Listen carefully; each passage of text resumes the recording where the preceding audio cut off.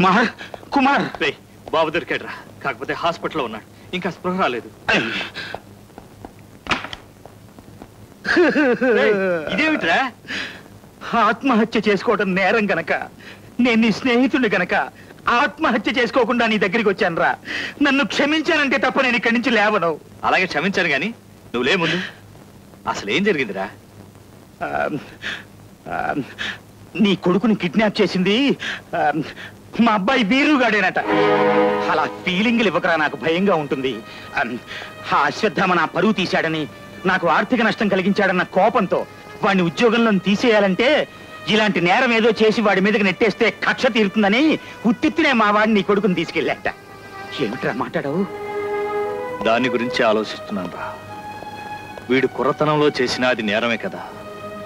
కొడుకునెత్తుకుపోయిన DSP తన స్నేహితుడి కోసం చట్టాన్నే మోసం చేశాడని ప్రజల్లో అలజడి వస్తే ఆ భయం నీకేం అక్కర్లేదురా. మా వాడు అద్దెకి తీసుకెళ్లిన రౌడీలు ఈ పనంతా చేయించింది అశ్వత్థామ అని చెప్పేశారట. అంటే అతన్ని శిక్షించమని కాదు, మా వాడిని తప్పిస్తే చాలు. ఒరేయ్ ఒరేయ్, చిన్నప్పుడు వీధి దీపం కింద చదువుకునే నన్ను ఇంత వాడిని చేశావురా, నీ రుణం ఎలా తీర్చుకోను అని అడిగేవాడివి. ఈ ఒక్కసారికి మా వాడి తరఫున నన్ను క్షమించేరా. ఓకేరా, నేను మా కిరణ్ మేనేజ్ చేస్తాను. ఇక మీ వాడిని సినిమాలు చూసి ఎలాంటి బుద్ధి లేని పనులు చేయొద్దని చెప్పు. థ్యాంక్స్ రా, చాలా థ్యాంక్స్. నీ రుణం ఈ జన్మలో తీర్చుకోలేను. వస్తాను.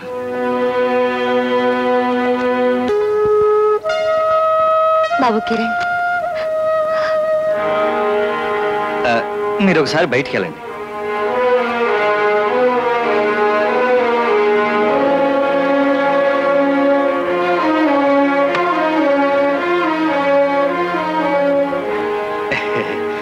చూడు బాబు, వీరు అంకుల్ సరదాగా సినిమాలో లాగా చేయాలని నిన్ను అలా తీసుకెళ్ళాట. రేపు కోర్టులో నువ్వు నిజం చెప్పావనుకో, పాపం అతనికి శిక్ష పడుతుందిగా.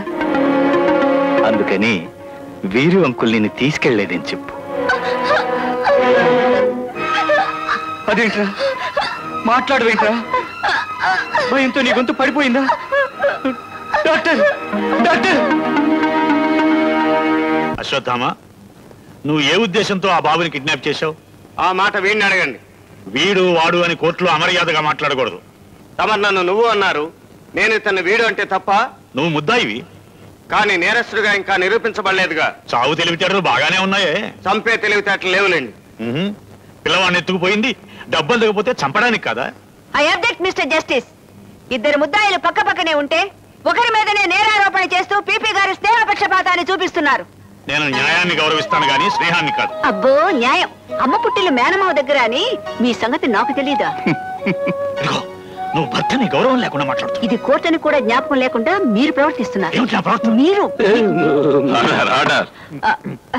మిస్టర్ జస్టిస్, ఈ వాదోపవాదాలు దేనికి? కిరణ్ పిలిపించి అతన్ని అడిగితే సరిపోతుంది. వాడికి నోరు పడిపోయింది. ఆది మానవుడు నోటితోనే మాట్లాడా? కళ్ళతో మాట్లాడాడు, సైకిల్తో సంగతులు చెప్పాడు. ఆల్ రైట్ మిస్టర్ జస్టిస్, ఆ పసివాణ్ణి ప్రశ్నించడానికి నాకు అవకాశం ఇవ్వవలసిందిగా కోరుతున్నాను. గ్రాంటెడ్.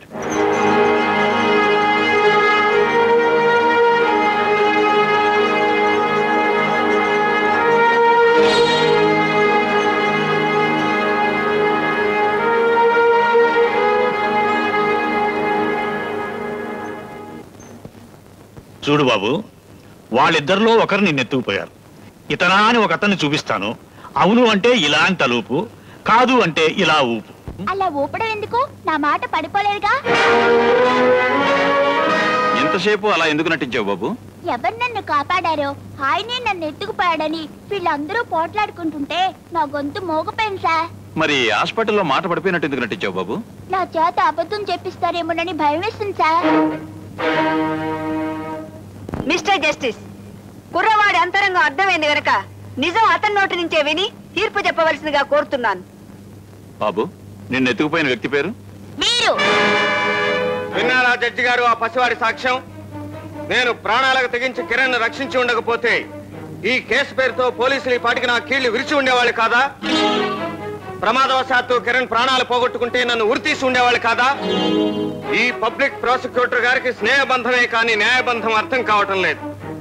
ఆ ధర్మదేవతకి భర్త అయ్యాడు కాబట్టి బ్రతికిపోయాడు గాని లేకపోతే చరిత్రహీనుడిగా మిగిలిపోయేవాడు.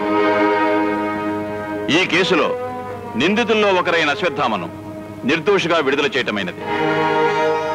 కిరణ్ ని కిడ్నాప్ చేసిన వీరు, జాన్ అనే వారికి 6 నెలల కఠిన కారాగార శిక్ష విధించడమైనది.